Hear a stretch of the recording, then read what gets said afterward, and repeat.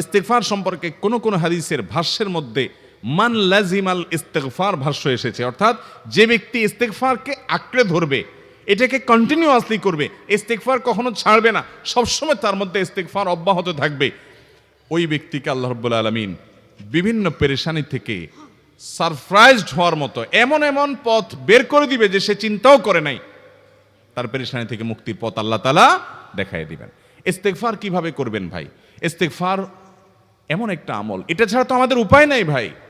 ইস্তেগফার আমাদের দুনিয়ার পেরেশানি দূর করবে, আখিরাতের পেরেশানি দূর করবে।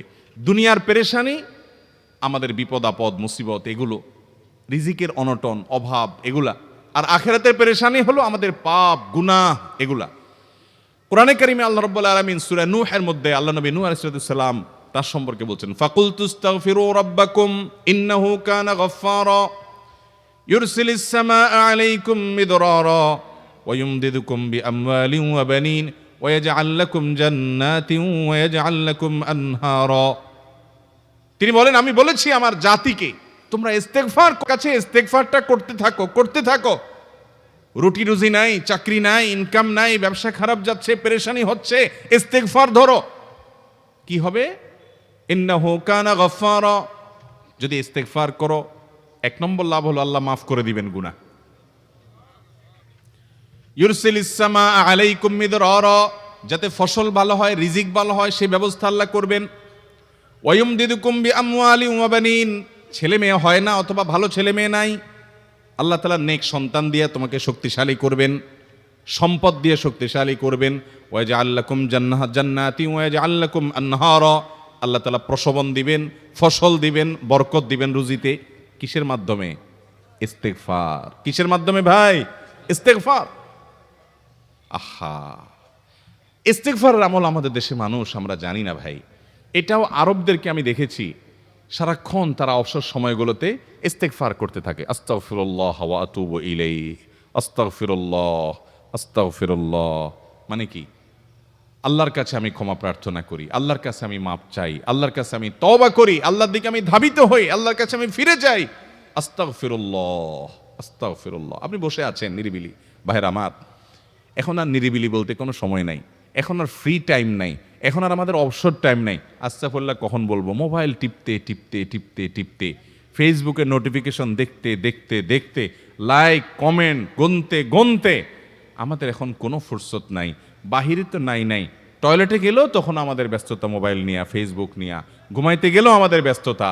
ও ভাই আমার, অথচ আমার হায়াত শেষ হয়ে যাচ্ছে, আমল নামার শূন্য খালি, ফেসবুক টিপাটিপিতে পরিপূর্ণ। আল্লাহর কাছে কি নিয়ে যাবেন? ইস্তেগফার করবেন তো ইনশাআল্লাহ? অবসর সময় ইস্তেগফার করবেন তো ইনশাআল্লাহ? নিরিবিলি আছেন, একাকী আছেন, ইস্তেগফার চালায় দেন। 10 সেকেন্ড টাইম পাইছেন, ইস্তেগফার শুরু করে দেন। ডাক্তারের কাছে গেছেন, ওয়েটিংয়ে আছেন, বসে আছেন, ইস্তেগফার করতে থাকেন। সিরিয়াল আছেন কোনো কাজের, ইস্তেগফার করতে থাকেন। ডিউটিতে যাচ্ছেন, গাড়িতে, বাইসাইকেলে, বাইকে, যে কোনোভাবে পায়ে হেঁটে ইস্তেগফার করতে থাকেন। যে কোনো অবসরের সময়গুলোকে ইস্তেগফার দিয়ে পরিপূর্ণ করে দেন। ভাইরা আমার, ইস্তেগফার সকল সমস্যার সমাধান। ইস্তেগফারের ভিতরে সবচেয়ে শ্রেষ্ঠ ইস্তেগফার হলো সাইয়্যিদুল ইস্তেগফার। সাইয়্যিদুল ইস্তেগফারটা যদি মুখস্থ না পারেন, অন্তত লিখিত ভার্সনটা পড়েন। সাইয়্যিদুল ইস্তেগফারের যে অর্থ, এটার যে মর্ম, বড় হৃদয়গ্রাহী ভাই, বড় মর্মস্পর্শী। ইমানদার এটার অর্থের দিকে তাকায় যদি পড়ে, তো তার অন্তর না গলে পারে না।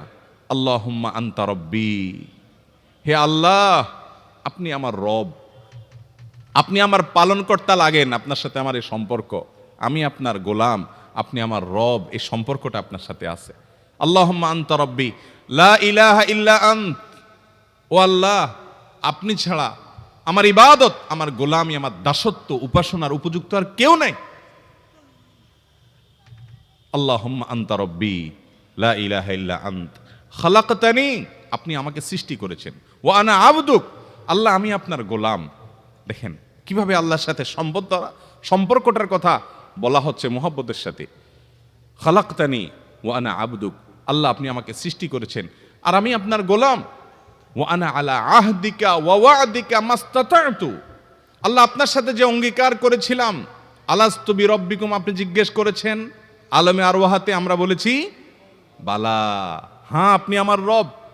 আপনাকে রব হিসাবে স্বীকৃতি দিয়ে আপনার গোলামি করার যে অঙ্গীকার আমরা করেছি, কালিমাতুশ শাহাদা যে আমরা পাঠ করেছি, এই যে আপনার সাথে কৃত অঙ্গীকার রব হিসাবে স্বীকৃতি দেওয়ার পর, গোলাম হিসাবে মেনে নেওয়ার পর, আমি আপনার যে গোলামি করার কথা ছিল, ওয়ানা আলা আহদিকা ওয়া ওয়াদিকা মাস্তাতাতু, যতটুকু পারছি আমি সে ওয়াদার উপরে থাকার চেষ্টা করছি আল্লাহ। ওয়ানা আলা আহদিকা ওয়া ওয়াদিকা মাস্তাতাত আবুউ লাকা বিনিআমাতিকা আলাই, আল্লাহ আমি স্বীকার করি আপনি আমার প্রতি অনেক নিয়ামত দিয়েছেন, অনেক নিয়ামত দিয়েছেন, এটা আমি স্বীকার করি। ওয়া আবুউ লাকা বিযামবি, আর আমি এও স্বীকার করি যে আল্লাহ অনেক অপরাধ, অনেক পাপ আমার দ্বারা হয়ে গেছে। ফাগফিরলি, অতএব আপনি আমাকে মাফ করে দেন। ফাইন্নাহু লা ইয়াগফিরুয যুনুবা ইল্লা আনতা, কারণ আপনি ছাড়া আর কেউ গুনাহ ক্ষমা করতে পারবে। ভাইরা আমার, অর্থের দিকে লক্ষ্য করে করে মর্মটা বুঝে বুঝে একটু সাইয়্যিদুল ইস্তিগফার পড়েন, লেখা দেখে দেখে পড়েন, ইউটিউব থেকে দেখে দেখে পড়েন, কিন্তু পড়েন।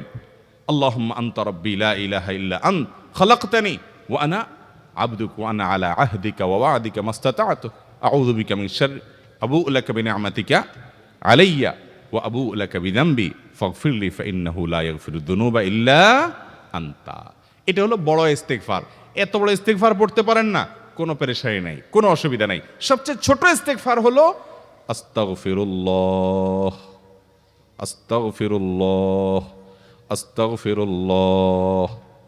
আল্লাহ আপনার কাছে ক্ষমা চাই, কত ভুল হয়ে যায়, কত অন্যায় হয়ে যায়।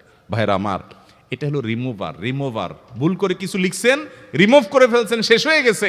আপনি ঘন ঘন ইস্তিগফার পড়তে থাকেন, অগণিত ভুল হয়, অগণিত ত্রুটি হয়, বারবার ইস্তিগফার এগুলোকে সবগুলোকে শেষ করে দেয়। ভাইরা আমার, নিরাপত্তা এনে দেয়। আল্লাহ কোরআনে কারিমে বলেছেন যে আপনার রব আপনার কওমের প্রতি আযাব নাজিল করবেন না যদি আপনি থাকেন, আর যদি তারা ইস্তিগফারে রত রাখে তাহলে গণ আযাব আল্লাহর পক্ষ থেকে আসবে।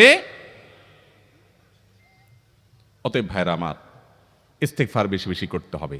6টা আমল, 6টা জিকির, দোয়া হলো শত শত হাজার দোয়া এবং জিকিরের সান্নিধ্যাসের। দ্বিতীয়টা হলো ইস্তিগফার। চেষ্টা করবো না ইনশাআল্লাহ ইস্তিগফার করার, চলতে ফিরতে আস্তাগফিরুল্লাহ ওয়া আতুবু ইলাইহি, অথবা শুধু আস্তাগফিরুল্লাহ। আরেকটা ইস্তিগফার হাদিসে বর্ণিত, আস্তাগফিরুল্লাহাল্লাযী লা ইলাহা ইল্লা হুয়াল হাইয়ুল কাইয়্যুম ওয়া আতুবু ইলাইহি ওয়া লা হাওলা ওয়া লা কুওয়াতা ইল্লা বিল্লাহ। এটাও ইস্তিগফার। তাহলে একটা বড় ইস্তিগফার, একটা মিডিয়াম, একটা ছোট, যার যেটা সুবিধা হয় এটা পড়েন। বড়টা হলো সাইয়্যিদুল ইস্তিগফার, সবচেয়ে শ্রেষ্ঠ ইস্তিগফার যেটা হাদিসে বর্ণিত হয়েছে। সাইয়্যিদুল ইস্তিগফার নবীজি সকাল সন্ধ্যা পাঠ করতেন, বিভিন্ন সময় পাঠ করতেন, রাতে পাঠ করার কথা বলতেন। সাইয়্যিদুল ইস্তিগফার পাঠ করলে আল্লাহ রাব্বুল আলামিন ওই দিনে, ওই রাতে, ওই ব্যক্তি মারা গেলে তার সব গুনাহ খাতা মাফ করে তাকে জান্নাত দিবেন ইনশাআল্লাহ। অতএব ভাইরা আমার, সাইয়্যিদুল ইস্তিগফার সবচেয়ে বড়, আস্তাগফিরুল্লাহাল্লাযী লা ইলাহা ইল্লা হুয়াল হাইয়ুল কাইয়্যুম ওয়া আতুবু ইলাইহি ওয়া লা হাওলা ওয়া লা কুওয়াতা ইল্লা বিল্লাহ। এটা হলো মাঝারি ধরনের। আর সবচেয়ে ছোট ইস্তিগফার হলো আস্তাগফিরুল্লাহ ওয়া আতুবু ইলাইহি।